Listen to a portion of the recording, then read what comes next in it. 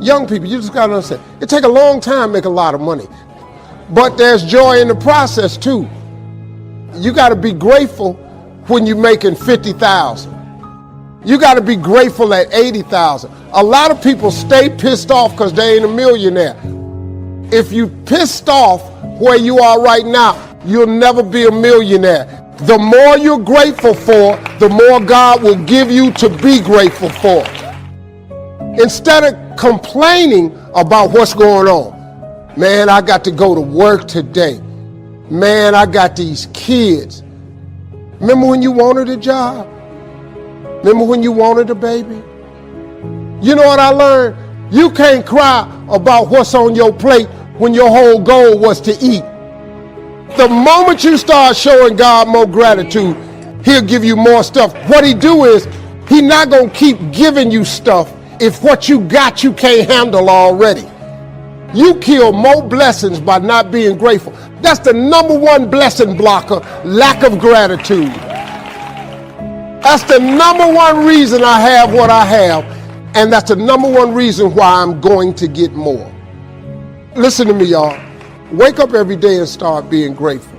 Don't check your phone first. Wake up every morning and just start thanking him for just your life, your kids, your food, your clothes, your money, your husband. And then immediately after that, you'll have a better day. He start giving you more stuff. There's this thing people think that like, I'll be happy when? Once I get like this amazing home, or once I get this relationship or an amount of money, then I'll allow myself some happiness. The problem is the finish line always moves. The other part is people think, well, if I enjoy myself now, I'm going to lose my drive. The truth is there's no correlation between the two at all, between you feeling complete pain all the time and losing drive. And so really the best example of that would be like if you've ever, if I bite into a great piece of steak, you take that first bite, it's like complete bliss. There's no correlation between how great that tasted and your lack of desire for the next bite. In fact, that bliss causes you to want more of it. It's important that we celebrate our wins. We celebrate our lives because it causes us to want the next bite. And so for me, I want to live in a state of being grateful and blissful now, not waiting for some future place or date that may never arise. I had a really good friend of mine, I went to lunch and he said, I don't know who this guy is here. And he goes, let me ask you a question. Right now, what are you grateful for? And at the lunch I said, nothing, brother. There's nothing good in my life right now.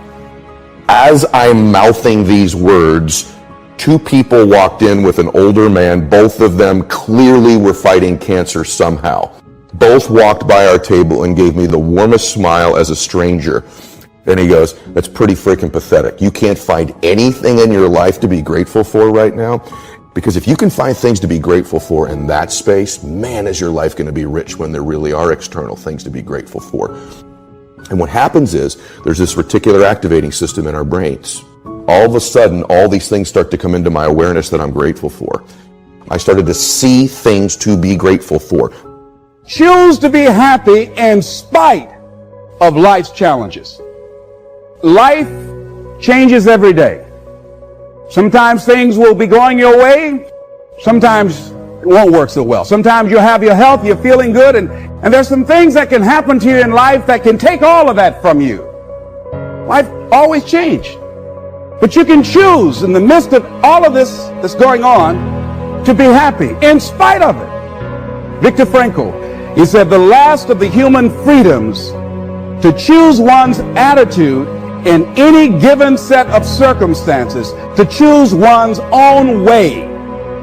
Douglas Matlock has a poem I love. He said, sure, this world is full of trouble. Lord, I've had enough and double reason for complaint. Rain and storm have come to fret me. Skies are often gray. But say, ain't it fine today?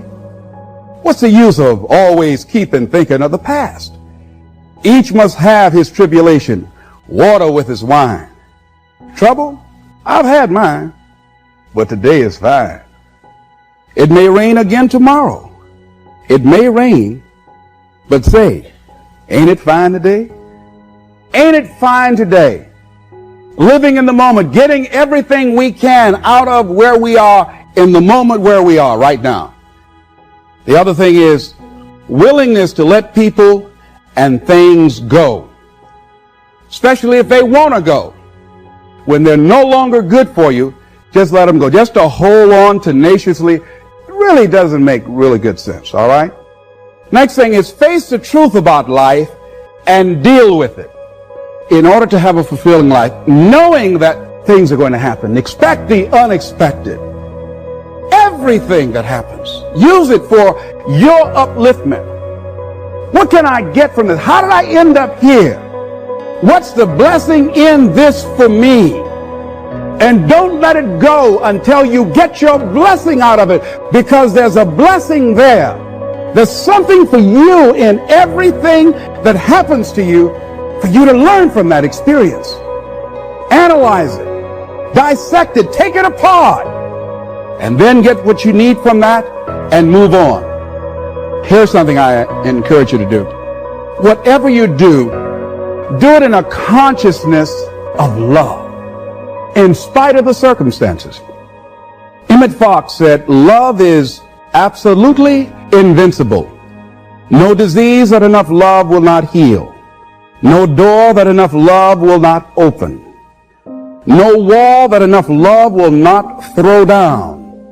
It makes no difference how deeply seated may be the trouble, how great the mistake, a sufficient realization of love will dissolve it all.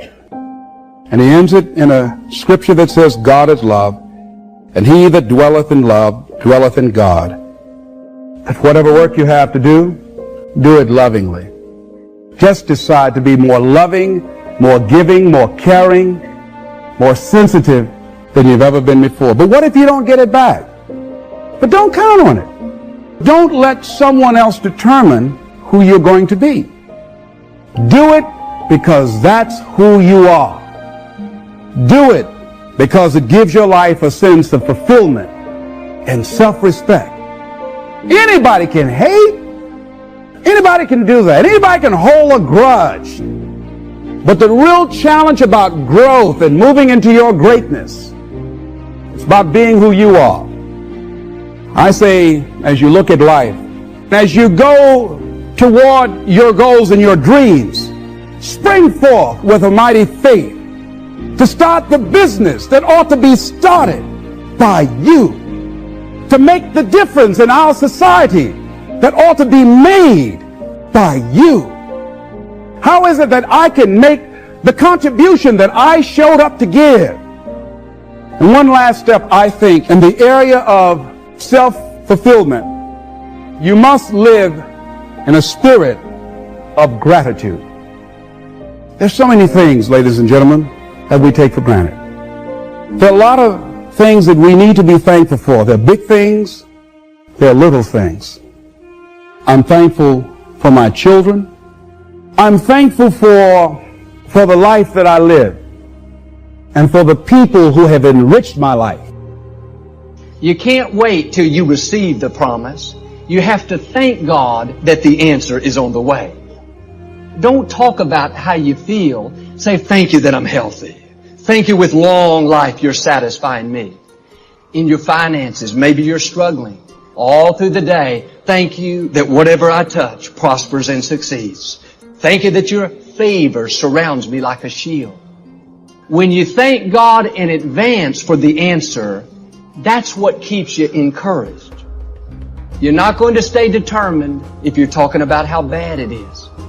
God, you said you wanted me to be blessed, but my business is so slow. No, switch over into praise. Business may be slow, but Lord, I want to thank you that you prosper me even in a desert. Praise makes you strong. Praise keeps you moving forward. I'll thank God after business picks up, after I see the solution.